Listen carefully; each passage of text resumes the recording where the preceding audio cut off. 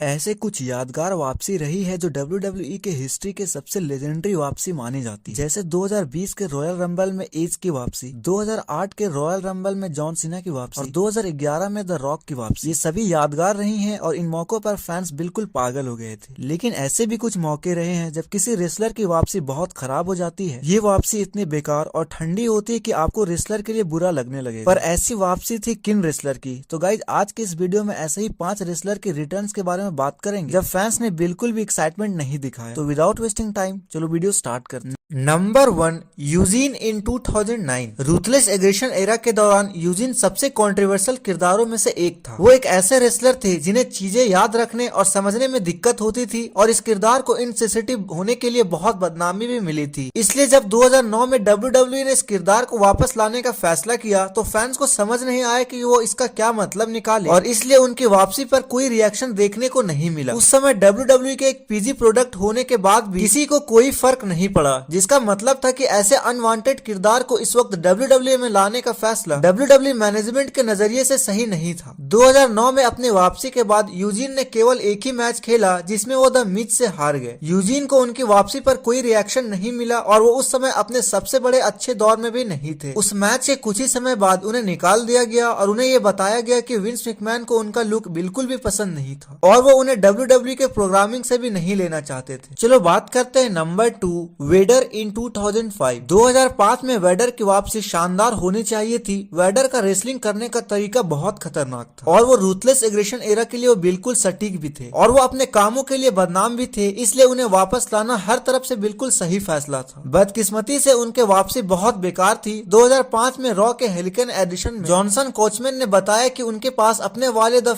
Tuesday pay per view के match के लिए एक बैकअप है। जिसके बाद वेडर और गोल्डबस्ट बाहर आते हैं। गोल्डबस्ट तो अच्छे दिख रहे थे लेकिन वेडर को क्या हुआ कुछ भी समझ नहीं आ रहा था। उनसे अपने मूव्स में गलतियां हो रही थी और वो बेकार तरीके से हमला कर रहे थे और यहाँ तक कि जब वो रिंग से बाहर निकले तब वो गिर गए। पेपर व्यू के उस मैच में भी चीजें कुछ खास नहीं थी क्योंकि वहाँ भी वेडर बहुत धीमे और अजीब तरीके से लग रहे थे, जिसकी वजह से उन्हें वेडर के साथ कोई कॉन्ट्रैक्ट साइन नहीं किया और उसके बाद वो अगले 7 सालों तक WWE रिंग में नहीं दिखे। नंबर 3, ब्रायन क्रिस्टोफर इन 2011। ब्रायन क्रिस्टोफर उर्फ grand master sexy attitude era के एक जाने माने स्टार हैं। रिकिसी और स्कॉटी टू हॉटी के साथ ब्रायन ने उस समय बहुत सारे फेमस और बेहतरीन सेगमेंट बनाए थे, लेकिन उनके ग्रुप खत्म होने के लगभग एक दशक बाद WWE ने ब्रायन को माइकल कॉल और जेरी लॉलर की बदनाम स्टोरी लाइन का हिस्सा बनाकर वापस लाने का फैसला किया। 14 मार्च 2014 के रॉ के एडिशन में ब्रायन को सबके सामने लेकर आए और जब ब्रायन बाहर आए तब फैंस का रिएक्शन WWE के इतिहास में देखा गया सबसे ठंडा रिएक्शन में से एक था। ऐसा लग रहा था जैसे फैंस को पता ही नहीं कि ब्रायन असल में है कौन। और दूसरी बात ये थी कि ये सेगमेंट बहुत ही अजीब लग रहा था क्योंकि इसमें ब्रायन और लॉलर के असल रिश्ते को दिखाया गया था, जिसकी वजह से घर पर बैठकर देखने वाले फैंस के लिए ये कुछ ज्यादा ही असली बन गया था। नंबर 4,